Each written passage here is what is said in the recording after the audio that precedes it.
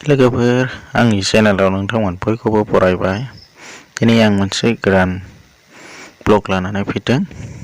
बे ब्लगानो जाहैबाय आं एसे खामानि मावनो नागिरदों। बे खामानि मावनायखौनो आं नोंथांमोननि गेजेराव शेयार खालामनो सानदों। दा नैबे मोनसे आंनि गोदानै लुजानाय न'। दा बे न'खौनो इन्जुर दुमनो थाखाय औवा दानख्रुबनो नागिरदों। नैबेबायदि जेंलाब दानख्रुबनानै आं इन्जुर दुमथ'नो नागिरबाय। दायो नैबेखौ दानख्रुबखांनानै एसे सान्दुङाव होदों, जाहाथे रानोबा गोरा जायो नालाय। दा बेखौ सान्दुङाव होदों आरो। दा आंनि माखासे इन्जुरफोरा नै हाफ वाल जाजोब्बाय। हाफ वाल होनानैल' दोननो हाबाय। उनावहाय लासैनो हायोब्ला इथा जाबनो सोरबा मानसिफ्रा आंनि न'खौ नुफैनानै अमा फार्म नामा, अमा फार्म खालामसै नामा होननानै बुंफैबाय थानायखाय लाजिनानै दा दुमनानै दोनथ'नो नागिरबाय आं। नाथाय बे अमा फार्म नङा, मानसिनि फार्मसो। बिदिबा भिडिअखौ नायलांबाय थादो लोगोफोर।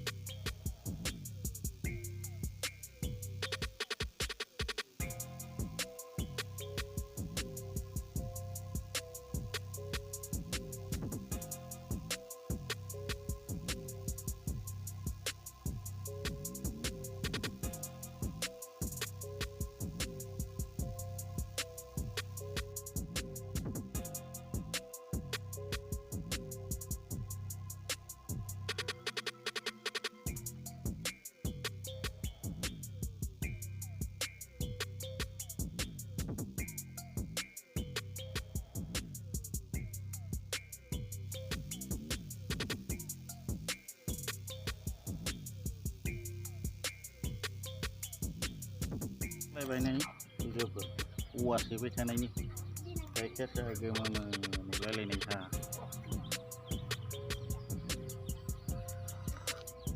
मेंजानायनि।